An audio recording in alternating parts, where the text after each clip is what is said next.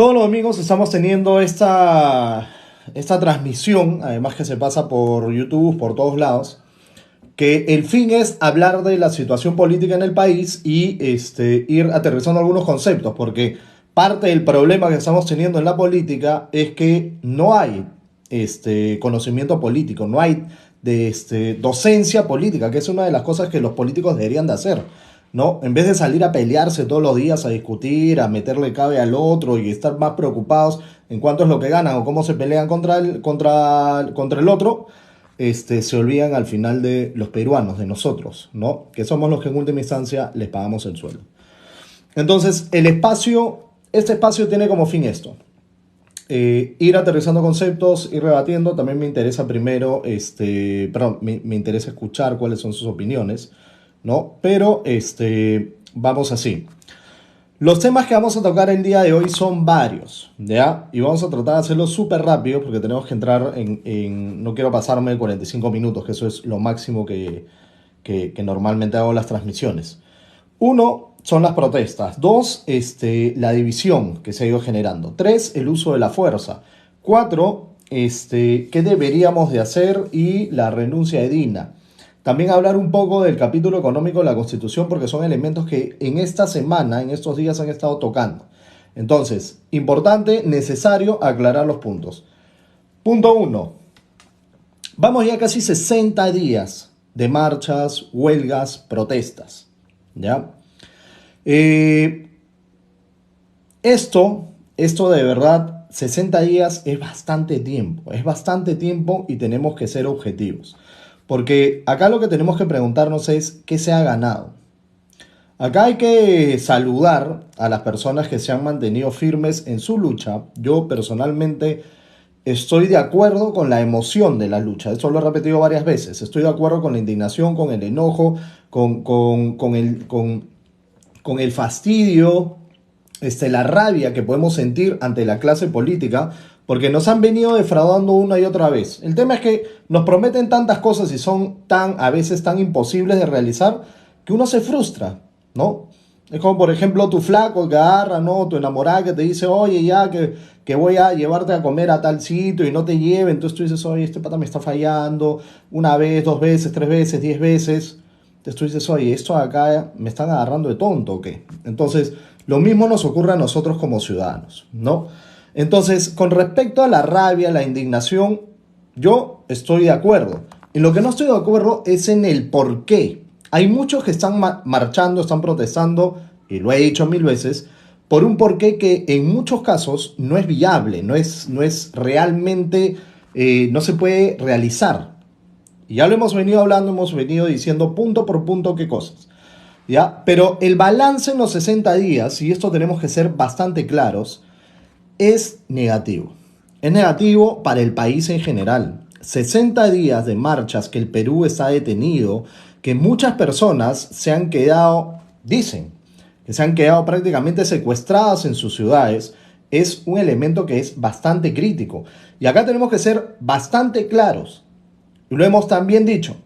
El derecho de uno, tu derecho de protestar, que está en la Constitución, ¿no? Artículo 2, tu derecho a protestar no está por encima de los otros derechos, y menos encima de los derechos de los demás. Los derechos no son absolutos, no es, como yo tengo derecho a protestar, entonces me llega y te bloqueo, ¿no? Te bloqueo la carretera, entonces estoy atentando contra tu derecho de libertad de tránsito, de poder trabajar, varios derechos que estás violentando con eso, a la paz, a la tranquilidad, etcétera, etcétera, etcétera. Los derechos no son absolutos. No es porque yo tengo derecho a la protesta puedo hacer lo que me da la gana. No, tú puedes protestar, sí, pero sin afectar los derechos de los demás. Y esto nos tiene que quedar claro. Y estos 60 días prácticamente de paros están afectando los derechos de muchos peruanos. Y lamentablemente el que más está sufriendo con esta situación no es el que tiene plata, también ya lo hemos hablado. El que tiene plata se va a otro país o ya su plata vende su casa o la deja ahí guardada, va a un guachimán y se acabó la historia, o se va a veranear a Asia o a Paracas o a otro país, a Miami, y le llegó la huelga. Ni la sintió ni la vivió y se acabó la historia. Esto al final termina afectando a los que menos tienen, a la clase media y a los que menos tienen. Y eso sí tenemos que ser bastante claros. Y es el grueso del país. El grueso del país es la clase media y las personas que menos tienen. Y si estamos luchando, y muchas personas están luchando para sacar este país adelante porque están cansados de las injusticias, porque quieren oportunidades, porque quieren igualdad, que las brechas se reduzcan, el camino que se está tomando no es el correcto. El camino que se está tomando, al contrario, está generando más brechas, está generando más diferencias, está haciendo que el país se divida más, está generando más pobreza, las empresas se están cerrando, pequeños, medianos empresarios están que cierran porque sus negocios están ya colapsando. No hay mercado, o sea, no hay comercio, no se pueden llevar mercadería de un sitio a otro, se están perdiendo las campañas agrícolas. Yo les he comentado, yo también me dedico, aparte de mis temas políticos, legales y todo, me dedico también a la agricultura, ¿no? Y mis vecinos, que se dedican a cultivar otras cosas, yo cultivo algodón, mis vecinos están prácticamente muertos en el tema económico, porque no han podido sacar sus cebollas, no han podido sacar sus espárragos, etcétera, y todos se han ido pudriendo. Y algunos dirán, no, Gustavo, que eso es mentira, porque viene un pata y les compra a ellos. En algunos casos sí, y en otros se juntan entre todos para entre todos pagar el transporte y llevarlo a un punto y ahí pueden negociar mejor el precio. Pero asumieron el riesgo del transporte y están perdiendo. Y para ellos eso les puede definir la vida. Son familias que probablemente a través de su trabajo sobreviven, pero con perder una campaña agrícola que puede durar 6 meses o 4 meses, ¿no? Les complicaste la vida, invirtieron y no van a recibir su plata. Y es gente con pocos recursos. Y eso es lo que no están viendo y esto es lo que me molesta, porque a mí lo que me fastidia es que el que menos tiene es el que más está sufriendo. Pero se supone que se está luchando por ellos. Pero al final son los que están siendo más afectados. 60 días. Esto es crítico para el país. ¿Qué ha generado? Más pobreza. ¿Qué ha generado? Más división. ¿Ha habido alguna salida política? Vamos a ser claros, porque estas marchas no tienen nada de social, tienen más un tema político, pero vamos a ser claros. Si están marchando para que hagan hospitales, para que hagan escuelas, para que hagan una carretera, etcétera, se entiende. Es válido. Pero, ¿cuáles son los pedidos? Que Dina se vaya. ¿Por qué? Hay varios temas, ¿no?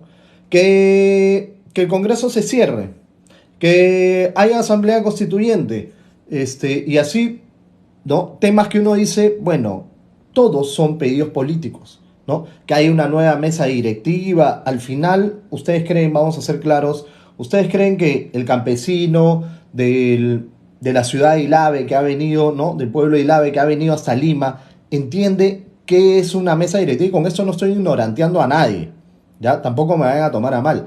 Pero vamos a ser claros, entienden que tiene que haber un cambio en la mesa directiva para que en el supuesto Dina renuncie, entre una persona que vaya a ser capaz para llevar... No lo entienden, es un tema muy técnico. Entonces vamos a ser claros, acá hay una mano política atrás. Y eso tenemos que tenerlo claro y presente. Las marchas sí, pero la manipulación política no. Ahí tenemos que ser firmes con ese tema. A ver, empiezo a contestar algunas cosas. Hola Barbie, ¿cómo estás? Mi posición política es de centro derecha. No soy de derecha. Yo no creo en los extremos, pero soy de centro. Creo en muchas cosas del libre mercado, ¿ya? Pero no creo en el liberalismo ni en el neoliberalismo, ¿no? Yo creo en la economía social de mercado, que es la que ha hecho que... Y justo era un tema que íbamos a hablar, ¿no? Ya lo voy a tocar una vez. Justo era un tema, ¿no? La economía social de mercado es lo que ha hecho que los países salgan adelante y socialmente sean funcionales. El liberalismo por sí genera brechas, tenemos que tenerlo claro, ¿no? Como filosofía económica, ¿no? Sí genera más estas brechas porque se olvida el lado social. La economía social de mercado es un punto medio. Es un punto medio donde se apuesta por el libre mercado, se ponen trabas, se ponen candados para que no hayan estas desviaciones del mercado, ¿no? Como por ejemplo los monopolios, monosomios, etcétera, etcétera, ¿no? Y se hace una función social. El Estado actúa, ¿no? En ciertos ámbitos, como por ejemplo en educación, salud, etcétera, etcétera, etcétera, ¿no? Y ahí viene el asunto. La economía social de mercado es el punto medio. Hay gente, por eso, esto sí va a tocar, pero me parece genial que lo hayas puesto. Hay gente que dice, ¿por qué quieren una nueva constitución? ¿No? ¿Por qué quieren una nueva constitución? Porque la constitución que tenemos es neoliberal. Falso, no es neoliberal. ¿Ya? O sea, no podemos ser borreguitos que nos dicen una cosa y repetimos como tontines. Acá tenemos que ser claros. ¿Qué dice? Artículo 58 de la Constitución. Ahora, con esto no digo de que la Constitución pueda mejorar. Ojo, hay muchas cosas que se tienen que mejorar, pero más que nada, lo urgente, lo que se tiene que mejorar en la Constitución es las relaciones entre los poderes del Estado, legislativo, judicial, entre organismos autónomos. Eso es lo que se tiene que mejorar, porque es donde están habiendo los problemas. Pero ya, capítulo económico. Artículo 58, no sé si lo ven ahí, bueno, se ve al revés, ¿ya? Pero se los leo facilito para que se den cuenta que nuestra constitución no es neoliberal. Esta es una mentira más de, vamos a ser claros, de la gente de izquierda, los que quieren que el caos sea el que esté gobernando el país.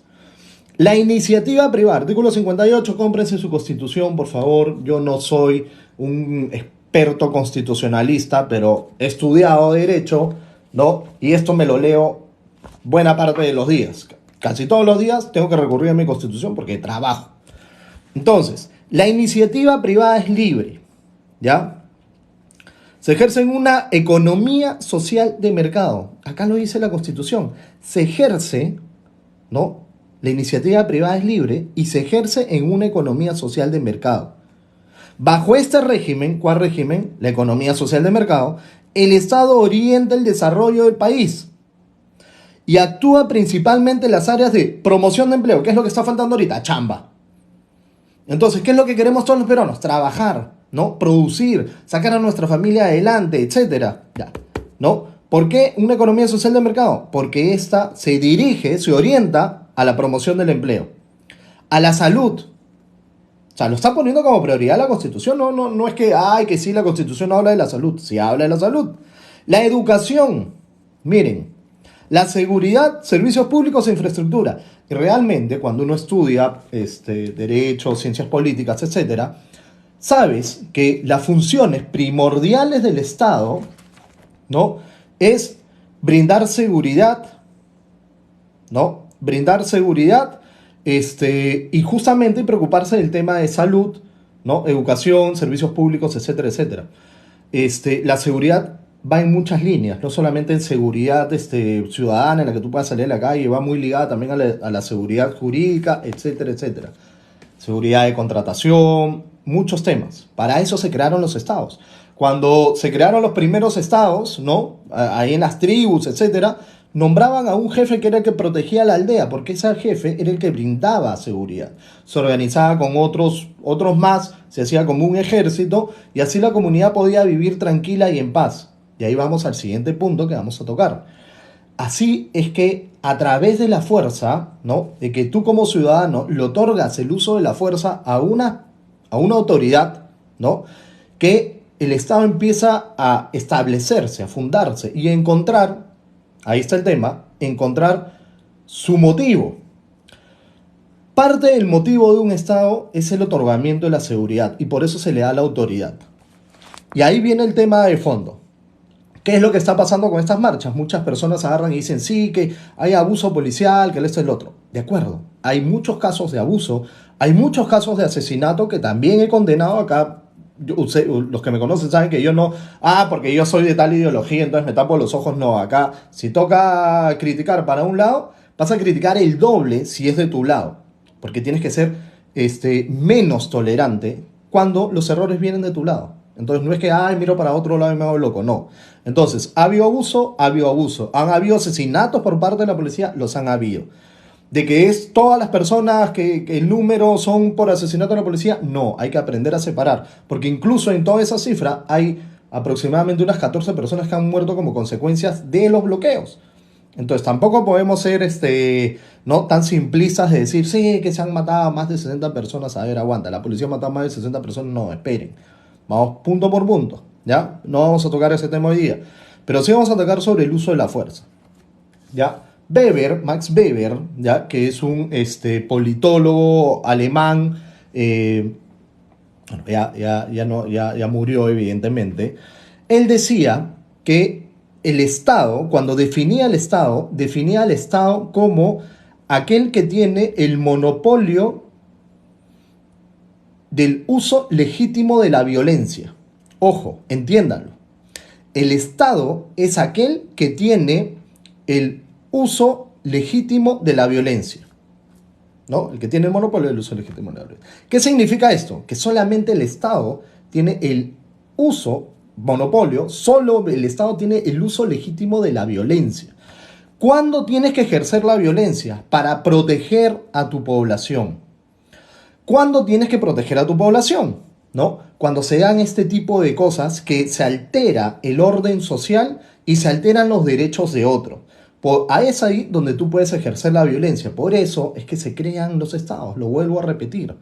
¿Ya? Ahora, ¿puedes agarrar y disparar y matar a todo el mundo? No, hay protocolos, hay formas de usar la violencia. No es que usas la violencia como a ti te da la gana, no. Se usa la violencia de formas establecidas que están en los protocolos y en la ley.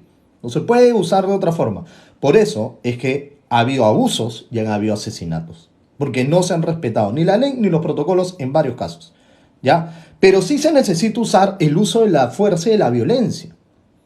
¿Para qué? Para proteger los derechos de los demás.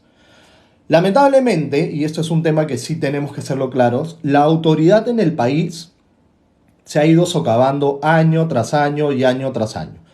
Se perdió el principio de autoridad. No se cree en la autoridad. Tú no ves un policía y tiene pues todas las ideas que se te pasan por la cabeza. Parte de culpa de ellos, evidentemente, ¿no? Porque hay todo un nivel de corrupción altísimo, ¿no? Pero el principio de autoridad se perdió. Entonces, acá, por ejemplo, los que me están escuchando, probablemente algunos son padres, madres, ¿no? Yo soy padre. Vamos a ser claros y vamos a poner un ejemplo simple. Tú agarras y tienes tu hijo, ¿no? Y te dice, papá, quiero una bicicleta. Entonces ya, chévere, ¿quieres tu bicicleta? Déjame ahorrar, no tengo plata, no soy millonario, voy a ahorrar mi platita y vamos a ver cómo te compro tu bicicleta. Tú por tu lado vas a agarrar y vas a empezar a estudiar y si te sacas buenas notas, más lo que yo voy a ir ahorrando, te compraré tu bicicleta. Es lo que creo que todos hacemos, ¿no? O sea, no, tampoco, no, o sea, bueno, hay casos pues que les regalan así a manos abiertas, ¿no? Pero ya, así de simple. Entonces, ¿qué pasa si tu hijo agarra y te dice, no, yo quiero mi bicicleta ahorita? Si no te reviento tu televisor. Tú le dices, oye, compadre, aguanta, ¿qué te pasa? Oye, tú eres mi hijo, yo soy la autoridad acá. ¿Quieres tu bicicleta? Te vas a ir, te vas a poner a estudiar y me vas a dejar a mí ahorrar para poder comprártela. Porque yo por comprarte tu bicicleta no le voy a dejar de comer, no voy a dejar de comer sin comida a la casa por un mes. ¿Tú estás loco? No, que sabes qué, te reviento la tele y agarra y te mete tu lapo, ¿no? Y ahí, ¿cuál es el peor error que puede haber? Y los que somos papás, mamás, se van a dar cuenta. Si tú te pones, y esto no digan, ay, qué pucha, no. Si tú te pones al mismo nivel de pelea uno contra otro, perdiste. Se acabó el principio de autoridad. Tú agarraste, sonará medio grotesco lo que estoy diciendo, pero te pusiste al mismo nivel.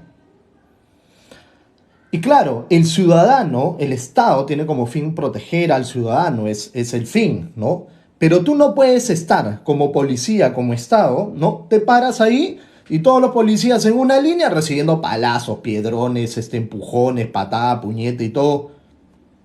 Disculpen, pero así no se ejerce el debido principio de autoridad. ¿Qué es lo que ocurre en otros países? Hay disturbios, ¿no? Porque esto también falta de entrenamiento a la policía, ¿no? Y entenderse. ¿Qué es lo que ocurre en otros países? Se dan estas marchas, estos disturbios, están la policía antimotines, ¿no? Reciben sus palazos, reciben su golpe un ratito, pues no, pues 2 horas, 3 horas, que les dicen hasta de todo, de que se van a morir, les hablan de su mamá, de su papá, de su abuela, de su mujer, de sus hijos. O sea, los insultan como no se imaginan. Yo he ido a varias marchas, vamos a ser claros. En estas acá no he ido porque no creo en lo que se está pidiendo, vamos a ser claros. Ya, si fueran por otras cosas, saldría primerito a marchar.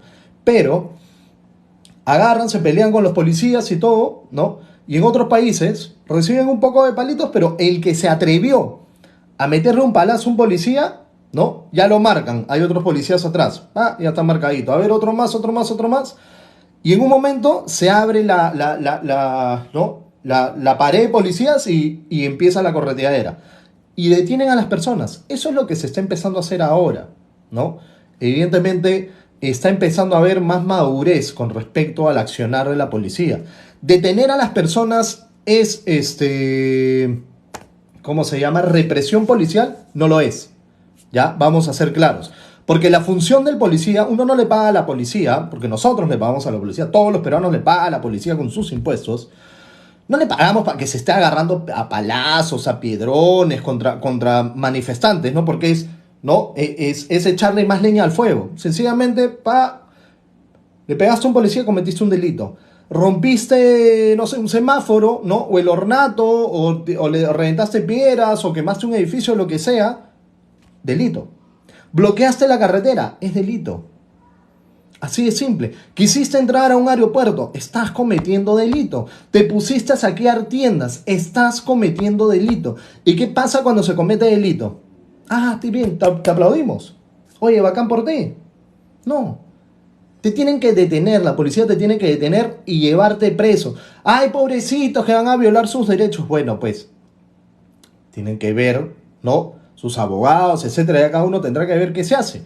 Pero si cometió un delito, nada que pobrecito. Se agarra, se detiene y se lleva. Yo no estoy de acuerdo con esa frase de que, bueno, ya bien matados están. O sea, eso realmente es un exceso y me parece una estupidez lo que se dijo el otro día. Pero la función del policía es esa. La función del policía es detener, no agarrarse a pleitos, a trompadas, o sea, eso no es. Entonces, ahí está el verdadero uso legítimo de la fuerza. Hay situaciones extremas donde la vida del policía o la vida de otras personas corren riesgo y pueden hacer uso de su arma de reglamento, sí, ¿no? Por eso es muy, pero muy importante que entendamos situaciones y que no seamos tan básicos a la hora de decir todos son unos asesinos, todos han sido asesinados. Oigan, cada circunstancia tiene su bemol y se tendrá que investigar uno por uno, que lo está haciendo la fiscalía. Desde el primer fallecido está que investiga. Habrán responsables, los tiene que haber. Esperemos. Entonces, espero que les quede claro, digamos, el concepto, ¿ya? Porque de eso se trata, de eso se basa el Estado, ¿ya? Bueno, saludo a todos, hay un montón de comentarios, de verdad, muchas gracias. Has leído y no comprendes, a ver, la policía es una institución más corrupta, se vierte en el gobierno, qué analogía más absurda. Bueno, cada quien pues tiene sus ideas, pues, ¿no? Ya, miren, por ejemplo, hay un comentario que me parece interesante, ¿no? Me dicen Lunahuaná está sin turistas. No solo Lunahuaná, buena parte del país está sin turistas. Algunos dirán, y la otra vez les estaban preguntando a unos manifestantes, nuevamente, yo respeto tu derecho a la protesta, pero no jodas al resto, pues. Así de simple. Que tu derecho no afecte los derechos de los demás. Entonces, Lunahuana está sin turistas, Ica está sin turistas, Cusco es una ciudad turística prácticamente al 100%. Claro, tienes otras actividades mineras, etcétera, etcétera. Pero, oigan, vamos a ser claros. ¿Cuántas personas se están dejando sin chamba? Cusco está parada.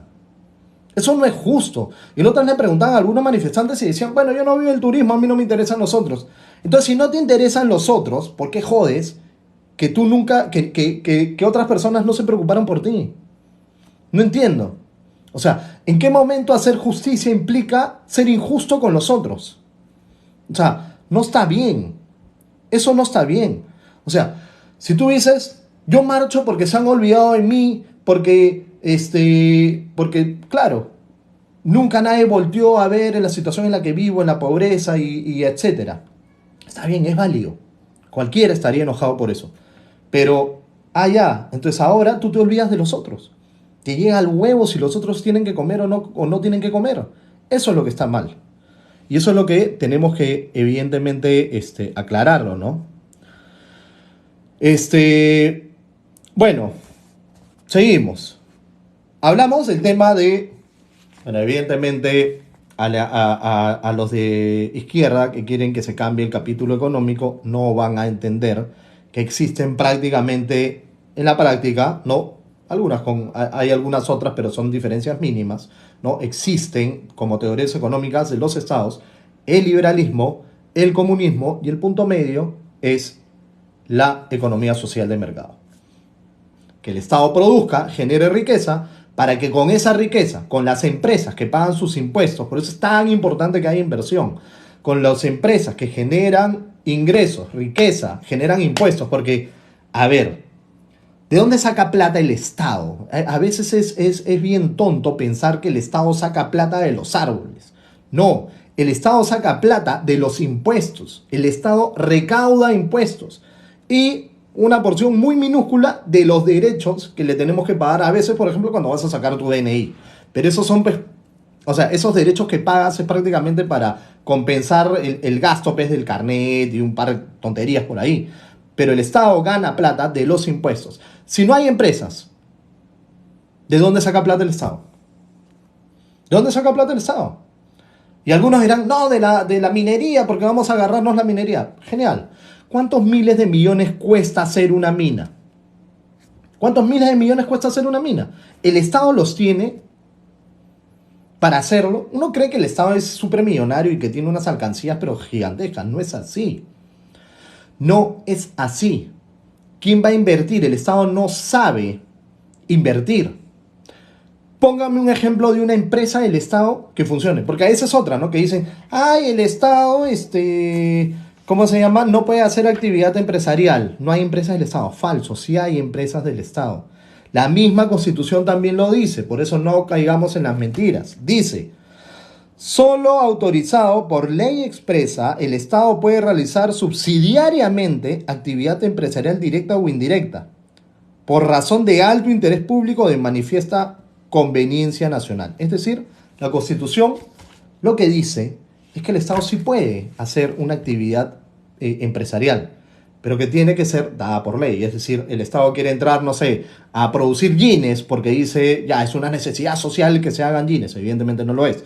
¿Ya? Pero tiene que haber una ley que permita que el Estado se dedique a esa actividad empresarial. Entonces, ¿hay actividad empresarial del Estado? La ley lo permite, la Constitución sí lo permite. El problema es que las empresas del Estado no funcionan. A ver, ¿qué empresa quisieran que haga el Estado? ¿Que se dedique a qué? ¿A la minería? Petroperú y Perú-Petro, ¿funcionan? No funcionan. Son una desgracia. Y son compañías, compañía petrolera del Estado. Vamos a hacer otro ejemplo muy simple. Y esto lo van a entender. Yo voy mucho ¿cómo se llama? A pueblos jóvenes, etcétera. Y cuando uno llega al cerro, el agua no llega. La gente tiene que comprar agua que sale muchísimo más cara que el agua que pagan, por ejemplo, las personas que viven en San Isidro, en Miraflores, en Surco, en La Molina. El poblador que vive arriba del cerro, que tiene que subir un camión cisterna para dejarles el agua, le sale muchísimo más cara su agua que el que vive en San Isidro. ¿Ok? Sube el camión cisterna, les llena sus tanquecitos que tienen ahí, ¿ya? Y la pregunta que uno hace es, ¿no? Pero sí, y otro tema, casi un 90 y tantos % tiene luz y tiene señal de celular, ¿ya? La pregunta del año es, ¿por qué no llega el agua hasta ahí? ¿No? ¿Por qué no llega el agua hasta ahí? ¿Qué empresa se encarga del agua? Sedapal. ¿Es una empresa privada? ¿Es una empresa del Estado? Es una empresa del Estado. ¿Y la luz? La luz sí llega. Luz del Sur o las otras empresas distribuidoras de energía eléctrica llegan hasta arriba. Muchas llegan hasta arriba. ¿Y qué son? Son privadas. ¿Dónde hay más eficiencia? ¿En el Estado o en la empresa privada? En la empresa privada. Y tenemos que ser claros. Y la empresa privada genera ingresos para el Estado. Entonces el Estado que se dedique a lo que tiene que hacer. ¿Qué es lo que tiene que hacer el Estado? El Estado lo que tiene que hacer es recaudar dinero para que pueda dedicarse a su función social. ¿Cuál es su función social? Salud, ya lo leí hace un rato.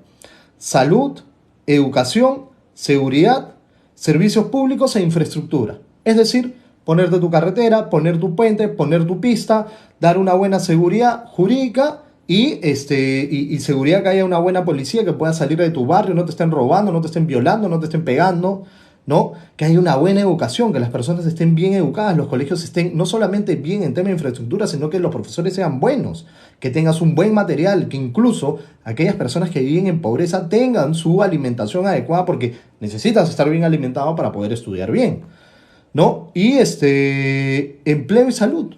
Ese es el tema, ¿no? Que hayan buenos servicios de salud. En el COVID nos fuimos al demonio. Nos fue hasta las huevas. ¿Por qué? Porque había un mal servicio de salud. Año tras año, que nadie se preocupaba del tema de salud. Y ahorita no se están volviendo a preocupar. Nos va a dar otra pandemia y nos fregamos. Pero ahí viene el asunto, ¿no? ¿De dónde saca la plata el Estado? De la empresa. Si seguimos con este loop, ¿no? Con esta cuestión de que ya seguimos, ya en 60 días, llegaremos a 120 o lo que sea, cada vez van a haber más empresas que quiebren y menos empresas que paguen impuestos, más personas desempleadas, menos riqueza en el país y el Estado va a tener menos plata y menos plata y menos plata. Va a tener menos plata para hacer pistas, va a tener menos plata para hacer hospitales, va a tener menos plata para pagar tratamientos a personas que dentro de su seguro social tienen que asumir tratamientos. No hay plata.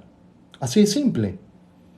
Ah, que el Estado se puede endeudar. Bueno, ¿cuánto le cuesta al Estado endeudarse? Por estas situaciones nos están bajando de calificación a cada rato. Y esto, por ejemplo, es cuando tú vas al banco, ¿no? Y te califican, esta persona sí tiene, ¿no? Buena chamba, produce, estable. Entonces, bueno, le vamos a cobrar una tasa de interés bajita. Pero si te ven que tú eres un pata problemático, te cobran tasas más altas. Si es que te dan el crédito. Lo mismo ocurre con los estados. El Perú ahora, si va a financiarse de otro lado para endeudarse, ¿no? Lo que va a ocurrir es que nos cueste cada vez más plata y vamos a terminar como un país en quiebra, como por ejemplo pasó con Argentina.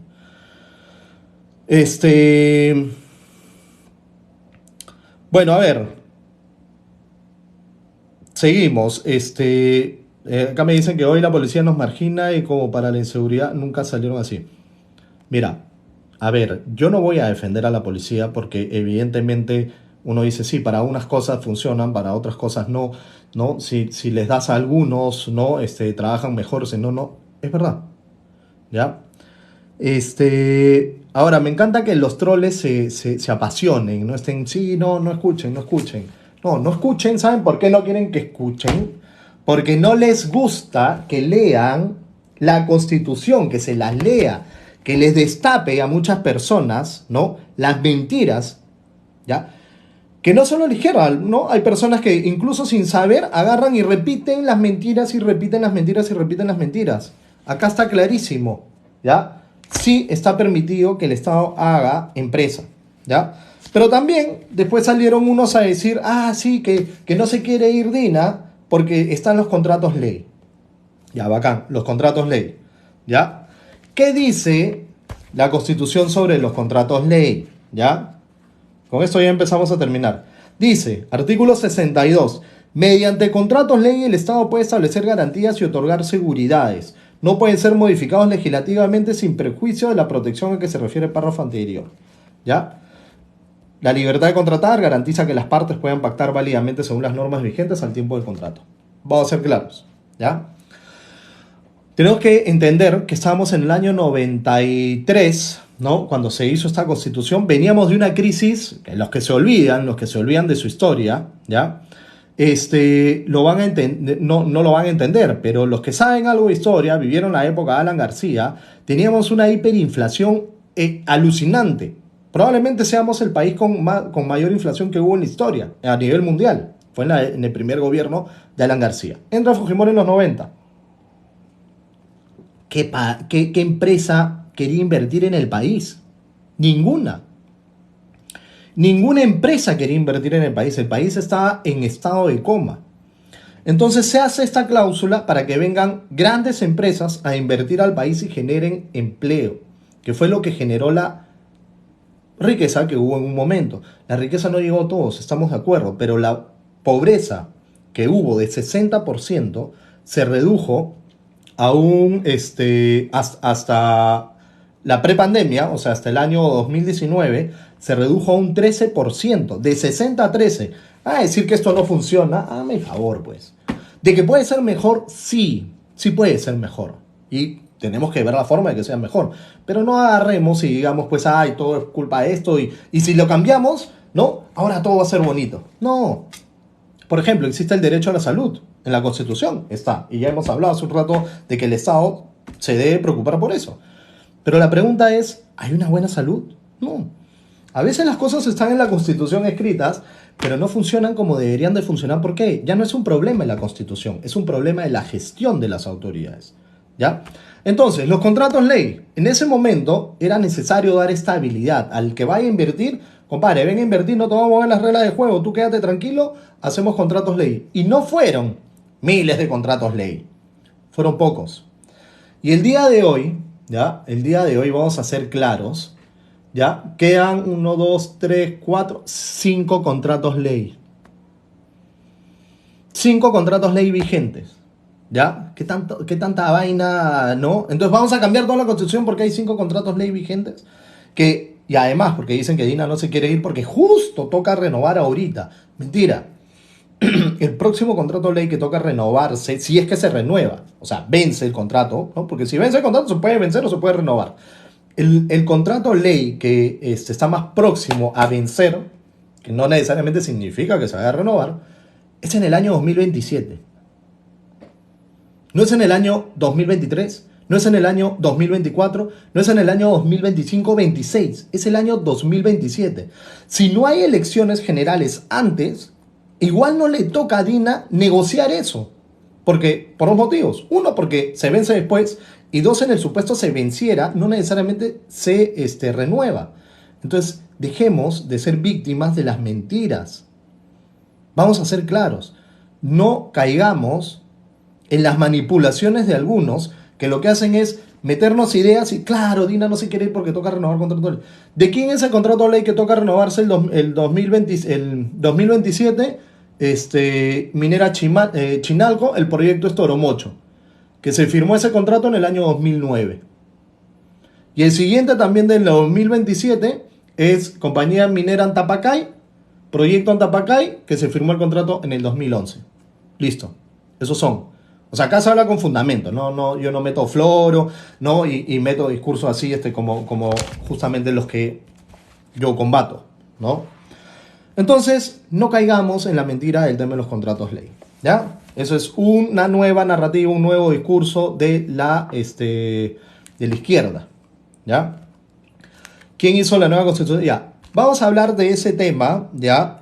Porque ya cuando los que quieren asamblea constituyente, si están desesperados asamblea constituyente, les preguntas, ok, ya, bacán, ¿qué artículo quieres cambiar? ¿Qué cosa no te gusta?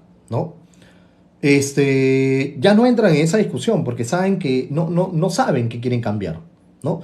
Entonces es ya un tema más de capricho, se ha vuelto ya un tema de capricho, ¿no? Y bueno, hay todo un tema detrás, que eso lo vamos a hablar el próximo domingo, pero no te saben responder, no, que no me gusta el artículo, no sé, ¿ya? Por ejemplo, ¿no? Ese ahí, ¿no? El contrato de ley, no me gusta el artículo 62, chévere, no te gusta, ¿cómo lo harías? O sea, hagamos las cosas bien, ya. ¿Qué no te gusta del 62? No, que diga eso acá. Bacán. ¿Cómo lo pondrías tú? A ver, tú dame una idea de cómo sería ese artículo. Ya, diría esto acá. Genial. ¿Por un artículo tienes que cambiar toda la Constitución? O sea, si yo te digo, oye, tu carro tiene un hueco en la llanta, ¿no? Te pongo un parche y ya está. Genial. Y va a funcionar. Ay, no, pero ya quiero cambiar el carro. Este carro no funciona. Oye, compadre, pero tiene un hueco, que eso se parcha. Listo, y tu carro va a funcionar como siempre ha funcionado, está perfecto. Y ese es justamente el tema.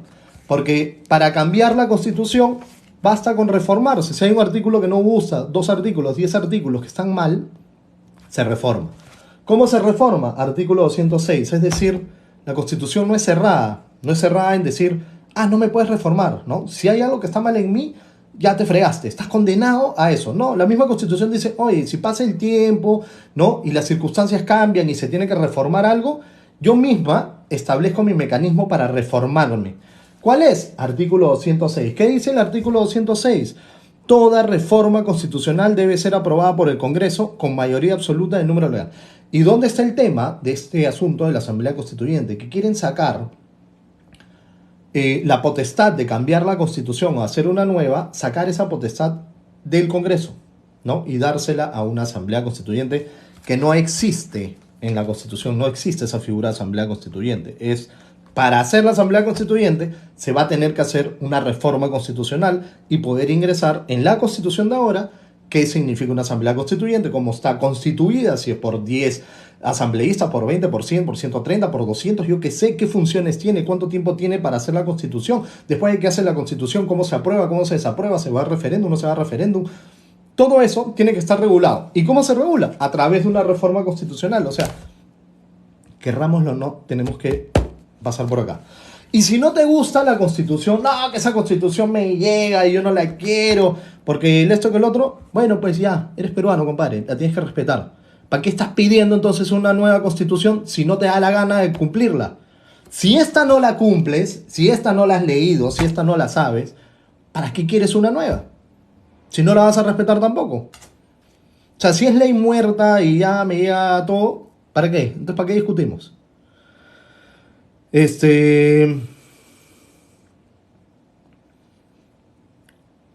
A ver, reelección de congresistas. En el tiempo de Fuji pagan a personas para... Bueno, a ver, es ese tema de cómo se llama, de la manipulación que hacen los políticos, sinceramente, es desde... O sea, tú lees historia política griega y están los sofistas, ¿no? O sea, personas que lo que hacían era mentir, hablar, o sea, confundir a las personas, ¿no? Y eran amantes de la mentira. Y les estoy hablando de hace más de 2500 años. Entonces, no es cosa nueva y no es excluyente. O sea, lo ha hecho la derecha, lo hace la izquierda, lamentablemente lo hacen todos, pero eso no está bien, ¿no? O sea, si queremos que las cosas cambien y las cosas sean mejor, los políticos tienen que aprender a ser honestos, ¿no? Y no manipular las cosas como son y listo. Ya, ¿cuál es tu tema? El Panacosmos. A ver, hablemos de la reelección de congresistas y la bicameralidad, el cual nosotros dijimos no. Ya. A ver, este tema, ya lo voy a tocar rapidito, me parece que sí vale la pena profundizar al respecto, pero vamos a ser claros. ¿Cuándo dijimos que no?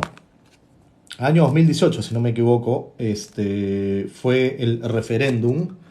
Ya, a ver, vamos a ver, bueno, sí, ha sido el año 2018. ¿Ya? ¿Qué dice la ley? Que algo que ha sido votado, consultado en referéndum, ¿ya? Referéndum, a ver, 2018 fue, efectivamente, ¿ya? Todo aquello que fue, y eran 4 cosas, ¿no? Si no me equivoco, era eliminar el Consejo Nacional de la Magistratura y crear la Junta Nacional de Justicia, la ley de financiamiento de partidos políticos. El otro tema era que no haya reelección de congresistas y el otro asunto era la bicameralidad, ¿ya? ¿Dónde está el asunto? ¿Ya? Cuando se cuando se vota en un referéndum, la ley te dice que hay un plazo para que eso no pueda ser debatido nuevamente. Y ese plazo no lo tengo, o sea, no tengo todo en la cabeza, ¿no? Evidentemente, pero no estoy seguro si es 2 años o 18 meses, ¿ya? Pero es entre 24 y 18 meses. Ese es el plazo que la ley dice. En última instancia, lo que te quiero decir con esto es que la ley permite de que se pueda volver a consultar o se pueda volver a debatir sobre un tema que ya fue debatido en referéndum si es que se cumple un plazo determinado, ¿ya? Y ese tema sí nos tiene que quedar claro. ¿Por qué? Porque ese plazo ya pasó, ¿ok? ¿Se puede volver a debatir sobre la bicameralidad? Sí. En el 2018 se dijo que no, la población dijo que no, sí es cierto, se tiene que respetar, pero también bajo ese principio de que se tiene que respetar porque la gente lo decidió y porque la ley lo determina, la ley dice de que se puede volver a consultar. La gente puede volver a decir que no, como puede ser que diga que sí, ¿ya? De ahí, ¿ya? ¿Qué opino sobre la bicameralidad y la reelección? Yo estoy de acuerdo con las dos, pero no estoy de acuerdo que hoy sea el momento. Vamos a ser claros con ese tema. La bicameralidad es sana. Los parlamentos a nivel mundial funcionan mejor cuando son 2 cámaras. Acá el problema que cometió Fujimori fue para concentrar el poder y que todo sea más sencillo, pasó de 2 cámaras a una. Yo sé que muchos dirán, que dos, ¿para qué tener si tenemos 130 congresistas, ahora vamos a tener, no sé, pues 190, por ejemplo, parlamentarios, para darle más sueldos que esto? Miren, cuando habían 2 cámaras, el gasto era mucho menor. No, o sea, por ese lado no tenemos que preocuparnos, pero es tan intenso el tema, tan extenso, que podemos hablarlo la próxima semana, ¿no? Porque ya se nos acaban los minutos. Pero, nuevamente, yo estoy de acuerdo con la bicameralidad, sería una mejor forma de representar a las personas, que haya mejor calidad legislativa, porque con los mamarrachos que hacen de leyes ahora, generan un costo país. Entonces uno dice, bueno, pues gasto acá, bueno, y en fin. Lo debatimos la próxima semana. Y con respecto al tema de la reelección, estoy de acuerdo, no solo de congresistas, de autoridades en general. Porque ¿cuál es el incentivo correcto? Y esto también lo vamos a hablar la próxima semana, ¿ya?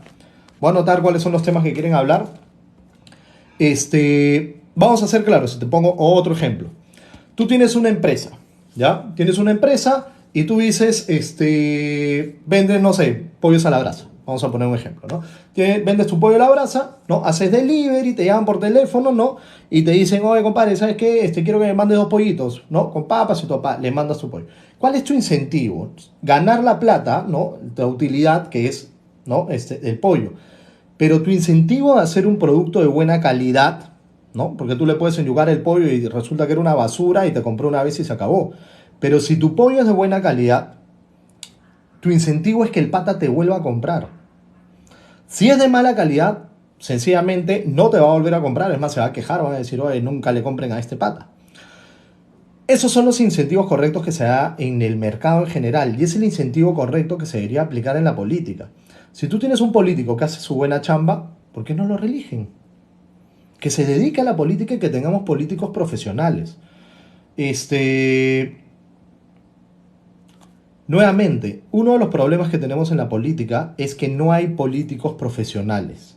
Ese es el tema, ¿no? Entonces tenemos que apostar porque hayan políticos de carrera, que es distinto a los políticos que viven, ¿no? Ahí prensados de la teta del Estado. Tú te puedes dedicar a la política, ser congresista durante varios años, pero si eres un buen congresista, chambeas por tu pueblo, hay casos, ahora lamentablemente no veo ni uno, ¿no? Pero hay casos de antes en que tú dices, oye, ese pata, qué chévere, qué buen político era. Y de todos lados, ¿ah? O sea, acá tampoco vamos a decir, había gente de derecha, había gente de centro, había gente de izquierda, que tú decías, mi sombrero, un ejemplo de político. Pero eso es a lo que tenemos que apuntar, a buscar los incentivos correctos. Lo podemos hablar la próxima semana, pero para cerrar este asunto es simple. ¿Estoy de acuerdo con la bicameralidad y reelección? Sí, pero no estoy de acuerdo que este sea el momento para aplicarla. Este debe ser un debate que se va a hacer con el nuevo Congreso en la época que se vaya a dar, ¿no? Las elecciones el 24, el 23 o el 26, el nuevo Congreso lo va a tener que definir. ¿Ya?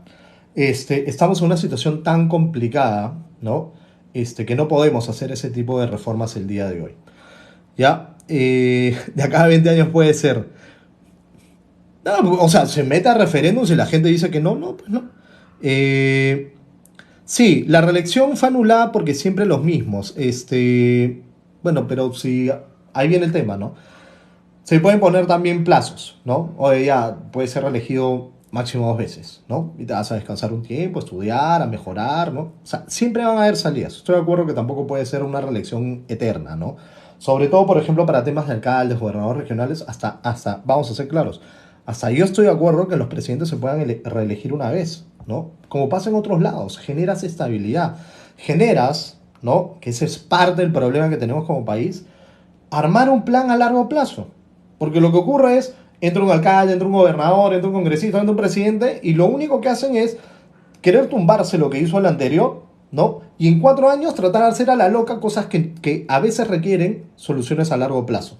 Y dejan de lado las soluciones a largo plazo porque el cortoplacismo es lo que te genera, ¿no? Réditos políticos. Y eso es lo que está mal. Entonces, ¿por qué no? Que haya reelección también de presidente. ¿Cuál es el problema? Una sola vez, ¿no? Y que se plantee un tema a largo plazo, ¿no? Ya. Otro tema que quiero tocar, Dina Boluarte, ¿ya? Hay un sector que ha salido a decir, ojo, yo no soy Dina Lover, ¿ah? Yo sencillamente, y es más, yo no voté por ella, tampoco voté por Keiko, vamos a ser claros. Yo anulé mi voto porque dije, a mí no me va a obligar a votar entre los dos más malos que hay, ¿no? Y bueno, pues cada quien leerá su tema como quiera leerlo, pero yo no atraqué. ¿Qué es lo que ocurre? ¿No? La gente dice, claro, como el Congreso, como tiene que haber adelanto de elecciones, ¿no? Y el Congreso no quiere sacar la ley para adelantarlas, entonces la única salida que existe es que Dina renuncie. ¿Ya? Bueno, válido para algunos casos. Pero vamos a ser claros. El hecho de que Dina renuncie no va a generar unas elecciones inmediatas. O sea, si quieren que Dina renuncie por el tema de los asesinatos o por A, B, C o D motivos, válido, o sea, que se debata y que esos sean los temas en debate. Pero que los temas en debate, ¿no? Para solucionar el tema del adelanto de elecciones es que Dina renuncie, desde mi punto de vista, no lo es. ¿Ya? Y les explico por qué. Hay mucha confusión, ¿ya? Con respecto a cuándo tendrían que ser las elecciones, ¿ya? ¿Qué es lo que dice qué es lo que dice nuevamente la Constitución? ¿No? Esto parece curso de Derecho Constitucional, ¿ya? Dice, ¿ya? Que en el caso de que el presidente, ¿ok? Renuncie, sea vacado, etcétera, ya no haya más sucesión constitucional de vicepresidentes, ¿asume quién? Asume el presidente del Congreso. Hasta ahí creo que eso todo el mundo lo entiende, ¿ya? Como pasó con Sagasti, por ejemplo, ¿no? O con Merino. Entonces, asume el presidente del Congreso. Genial, ya. ¿Y él tiene que convocar a elecciones inmediatamente?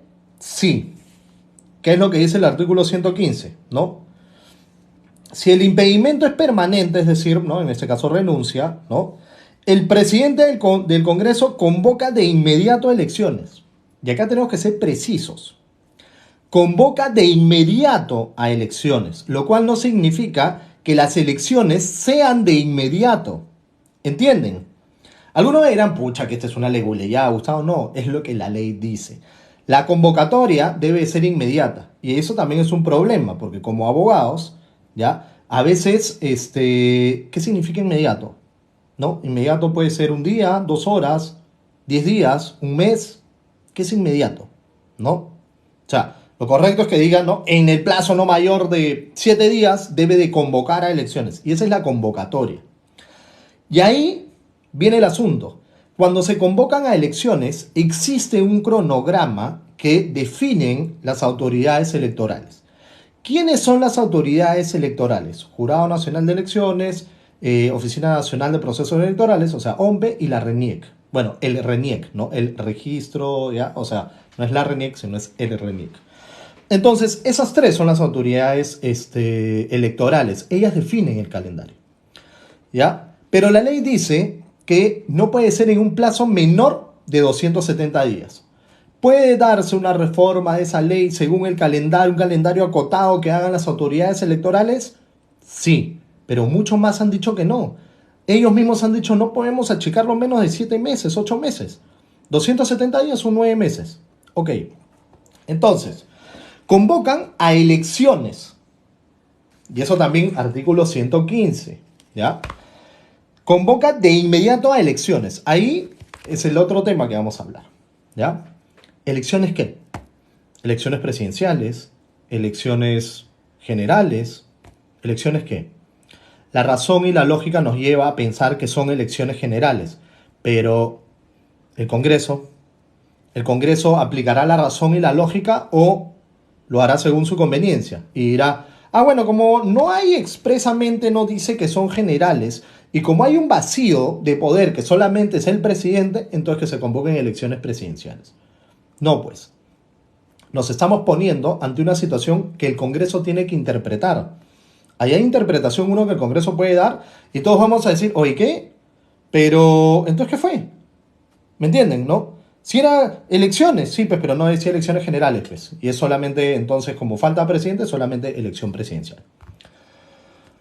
Ahora, ¿es por un plazo de 5 años o por un tema complementario? O sea, hasta que venza este mandato. ese también es un tema a debatirse, a interpretarse por el Congreso. Y yo personalmente no confío que este Congreso vaya a interpretar las cosas de forma correcta que nos favorezca a todos los peruanos. Más están pensando en ellos. Entonces, vamos a ser claros. Si Dina renuncia, ¿ya? Las elecciones no van a ser mañana, ¿no?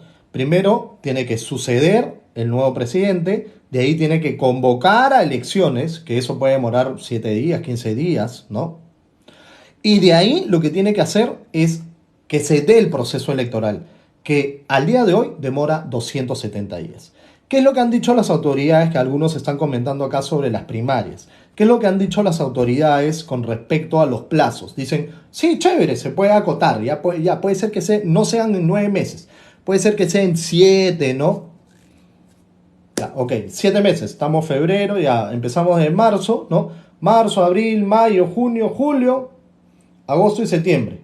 Ya, septiembre las elecciones. Ya, pues ya estamos apuradísimos. Ya. Pero ¿qué pasó? Se vuelan las primarias abiertas, simultáneas y obligatorias. Y algunos otros me dirán, pucha, Gustavo, ya no seas pesado. ¿Ahora qué significa eso?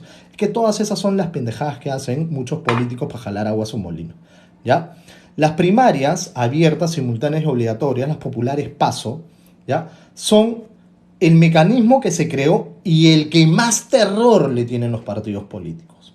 Los partidos políticos le tienen terror a las PASO. Algunos me dirán por qué. Porque los partidos políticos encuentran en el nombrar candidatos, encuentran no solamente, o sea, encuentran su poder sobre la sociedad y encuentran el chancay. Simple. Imagínense que yo soy presidente de un partido, dueño de un partido, ¿no? Y viene alguno de ustedes y me dice, oye, Gustavo, yo quiero ser candidato al, ¿cómo se llama? Al Congreso, a la municipalidad, lo que sea. Ya, compadre, yo no lo haría, pero supone un ejemplo, ¿no? Ya, chévere, dame $100,000. Esa es la cuota, alcalde de tal sitio, ya, $100,000. Te tienes que vacunar, compadre, si no, no entras. Entonces la gente dice, bueno, pues $100,000, total, voy a robar millones, invierto $100,000, le doy pato. Ese es el negocio que hay. Hay partidos que no hacen eso, sí. Hay partidos que no. Hay partidos que sí, ¿no? Pero ese es el tema en que los partidos le tienen terror a las PASO, ¿ya? ¿Por qué? Porque ¿qué es lo que hacen las PASO? ¿Ya? Digamos. Entonces, ¿no? Para terminar el ejemplo, yo agarro y digo, ok, tú vas a ser candidato, hagamos la lista, ¿no? Le digo ahí a mi secretario, ¿no? Vaya la lista, ¿no? Para alcalde tal sitio, tal, y en las primarias presento una sola lista, ¿no? Y evidentemente, ¿quién va a ganar? Esa sola lista. ¿Qué pasó con Acuña en Trujillo? ¿No? Se presentó una única lista, ¿no? No sé si recuerdan, pero se presentó una lista única y los votos viciados ganaron. Pero igual, como era una lista única, él igual postuló. ¿Me entienden? Eso es lo que está ocurriendo, ¿no? Por eso las primarias abiertas le tienen terror, porque se acaba esa pendejada, se acaba ese business, se acaba ese yo decido, yo soy el dueño del partido o yo soy el presidente del partido y yo hago lo que me dé la gana. Y realmente los partidos políticos reciben plata del Estado porque realizan una función pública también. Son privados, pero realizan una función pública. Y al realizar una función pública no pueden hacer lo que les da la gana, que ese es el tema. Entonces, ¿qué pasa con las PASO? ¿No? Se convocan elecciones abiertas, se convocan a elecciones primarias abiertas, simultáneas y obligatorias, es decir, los partidos la tienen que hacer sí o sí, pero pueden votar todos, no solo los militantes. Ojo, por eso son abiertas. Entonces, ¿qué es lo que va a ocurrir? Tú me dices, oye, ya, yo quiero ser alcalde, bacán. Tienes que matricularte con 100 luquitas. Y tú me dices, no, pues no tengo. Piña. Ya. Ahí tú me puedes contestar, ¿sabes qué? Me voy a las PASO, compadre. ¿Ya? Y ahí vamos a ver. Y tú, ¿no? Que a ti te va bien en tu distrito, te conocen, tienes tu mancha, ¿no? Y dicen, ¿no? Has venido haciendo obra social, preocupándote por tu distrito, organizando a la gente y todo. Tienes tu gente ahí en el distrito que te apoya y votaría por ti el día de mañana. Tú les dices, oigan, ¿saben qué? Tengo las primarias abiertas. Vayan a votar por mí, sin ser militantes del partido. Van, votan por ti y tú eres el candidato. Se acabó la historia. ¿Quién eligió el candidato? ¿Lo eligió el presidente, el dueño del partido? ¿O lo eligieron las personas? Las personas. Y ahí está justamente el problema, cuando nos apuramos tanto, porque estamos en este tema, sí, que sean ya, es porque los partidos están moviendo el tema para que sean ya, ya, ya, porque lo que no quieren que ocurra es que no haya, o sea, lo que quieren que no se dé son las PASO, le tienen terror a las PASO. Por eso si se acota el tiempo, las PASO se eliminan. Y lo mismo ha dicho el Jurado Nacional de Elecciones y todos. Bueno, si quieren hacer las elecciones antes, chévere, nos volamos las PASO. El problema de eliminarse las PASO es que los partidos de nuevo venderían candidaturas. Y al vender candidaturas está entrando la corrupción de nuevo a la política. Y el problema que vamos a seguir teniendo es que estamos cambiando moco por baba. Nos quejamos de los corruptos que tenemos, pero al final seguimos nosotros, a veces por desconocimiento, no por mala intención, seguimos haciendo que la circunstancia, que la situación siga siendo la misma. Y eso es lo que tenemos que evitar. ¿Ya? Entonces, también, evidentemente, los del Congreso no se quieren quedar sin su curul, no quieren sacarse hay personas que han aumentado sus ingresos en un 500%, evidentemente no se quieren ir, ¿no? Pero, oye, a ver, vamos a ser claros. Todos trabajamos. Si nosotros hacemos una mala chamba, ¿qué es lo que hace? El jefe, ¿qué es lo que hace? Nos vota. Chao, chao, chao, compadre. ¿Me entienden? Ahí viene el tema. Entonces, si el Congreso, porque acá es muy fácil, ¿no? Yo no soy pro Castillo, ojo, mira, es responsable de lo que ha venido ocurriendo en el país, tiene que seguir sus procesos, es muy probable que haya cometido actos de corrupción y todo, ¿no? Actos de encubrimiento está clarísimo que se ha cometido, pero acá los responsables es el Congreso y Castillo. Y a mí sí me molesta, ¿no? Que el Congreso pase piola, ¿no? Y no es así. El Congreso también debería irse a su casa. Por eso deberían de haber adelanto de elecciones generales. Algunos me preguntan, Gustavo, ¿tú vas a postular? Si hay adelanto de elecciones generales, yo he dicho que no voy a postular.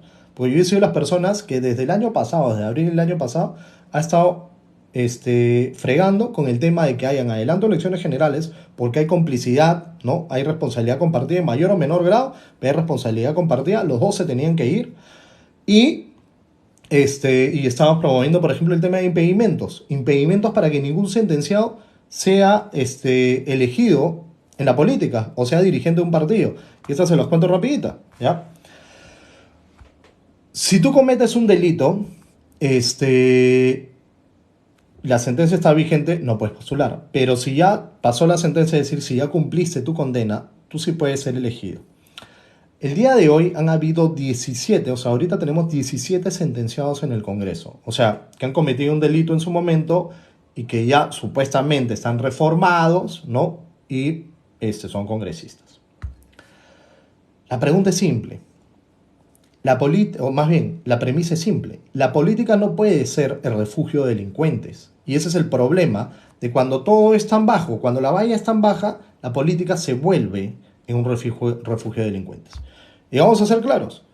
Tú quieres, por ejemplo, trabajar como repartidor en una farmacia. Con esto no estoy menospreciando ninguna profesión, labor, ocupación o lo que sea.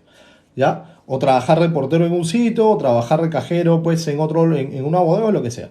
Tú llegas a pedir tu trabajo y ¿qué es lo que te piden? Dame antecedentes penales, judiciales, policiales, todo, ¿no? Ok, ¿qué has estudiado? ¿Dónde está tu carrera? Para sacar tu brevete, por ejemplo, tienes que haber terminado secundaria. Ya, ok, acá está. Para entrar al Congreso no necesitas nada de esas cosas, pues. No necesitas ni carrera, ni estudios primarios, secundarios, ni nada. No necesitas nada, ¿ya? Pero ok, por un tema de representatividad tú no puedes decir, bueno, ok, hay personas que no tuvieron la oportunidad de estudiar y bueno, puede haber gente honesta y bacán que haga algo por su pueblo, por su gente, ¿no? Y chévere, que entren.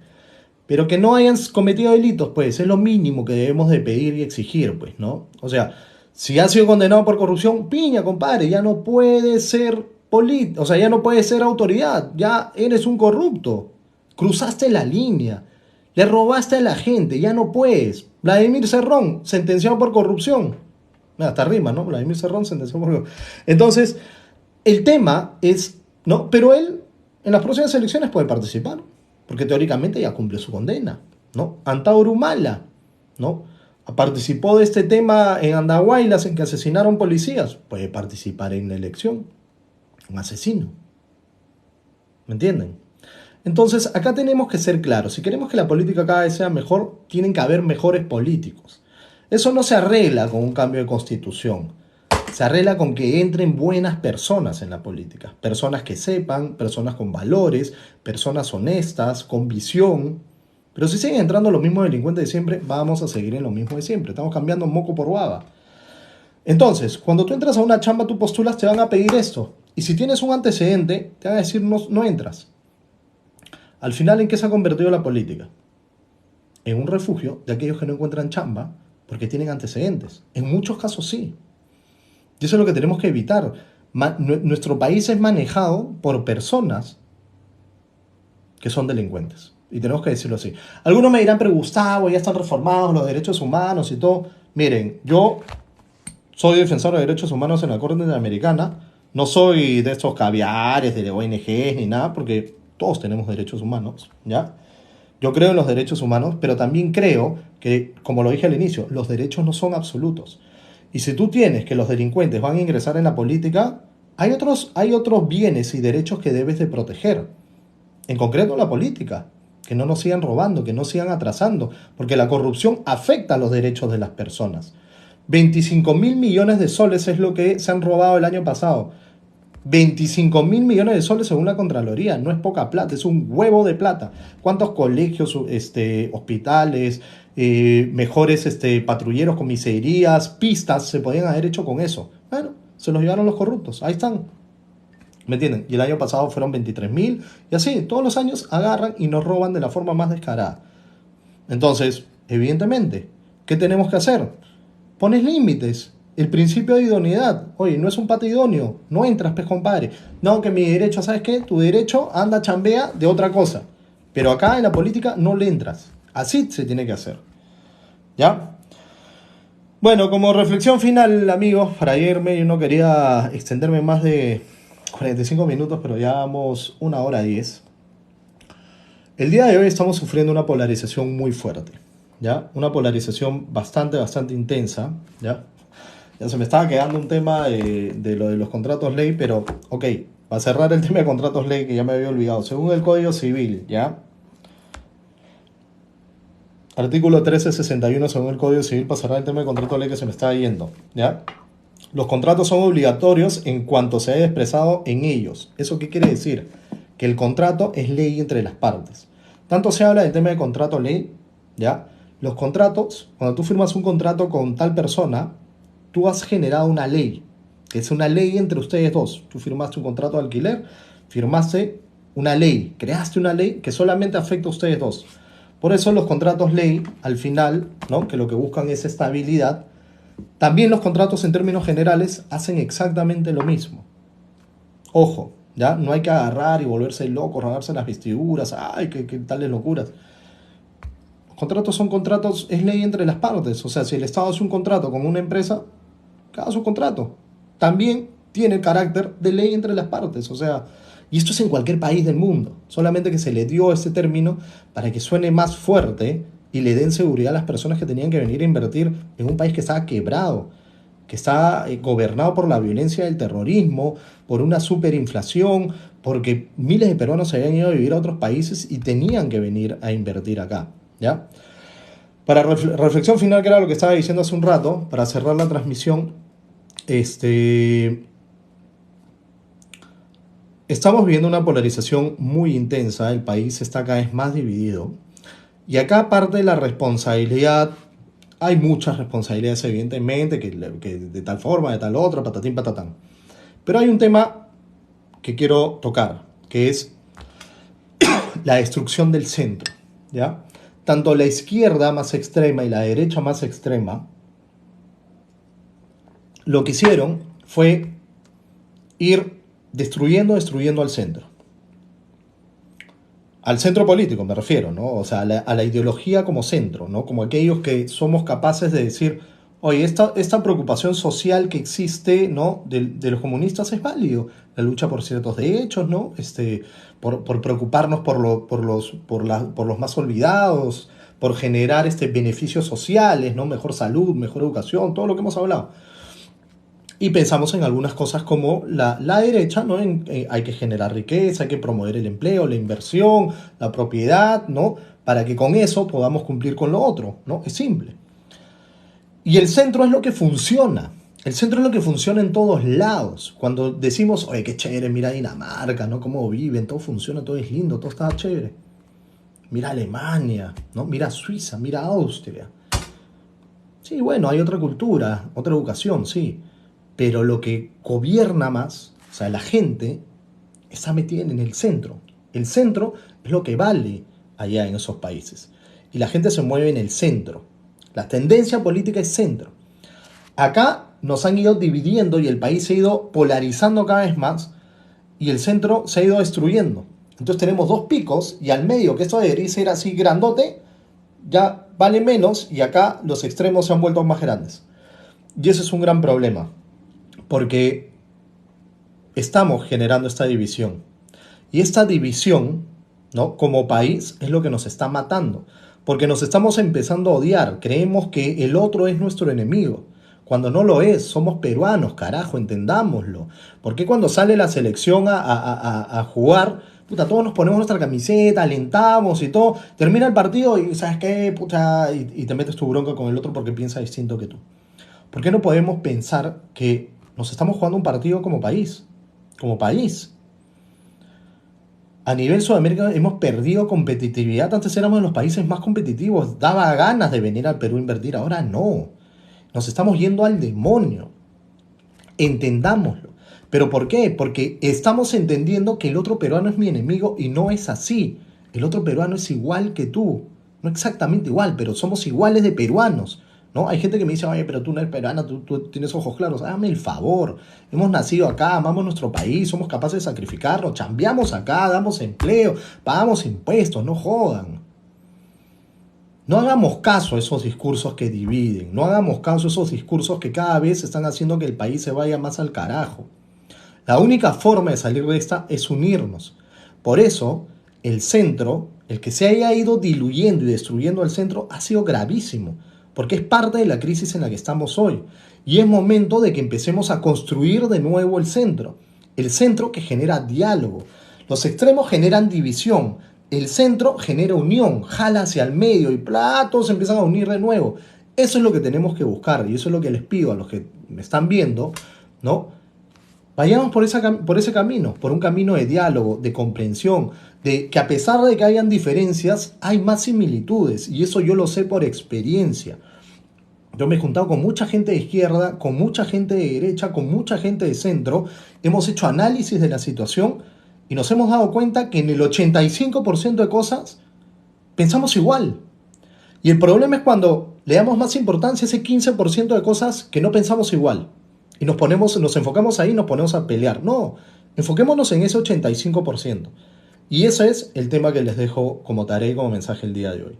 Solamente vamos a salir si empezamos a unirnos, a dialogar, a respetar, a creer en la democracia realmente, ¿no? La democracia tampoco es ser idiota, ojo, ¿no? Es aprender a respetar al otro, ¿no? Que puede tener ideas totalmente distintas, pero hay ideas en las que sí podemos trabajar juntos. Y vayamos por eso. Y no le hagamos caso a todos estos discursos que nos dividen, que nos manipulan y que nos separan como país, porque eso es lo que quieren. Hay políticos, hay dirigentes, hay grupos económicos que lo que quieren es que el país cada vez esté peor, que el caos sea lo que reine en el país y la división y el odio entre peruanos sea justamente, ¿no?, esta gasolina que está destruyendo el país. No le hagamos caso a esas personas. Todos los domingos vamos a estar conversando sobre esto y los que quieran de una u otra forma participar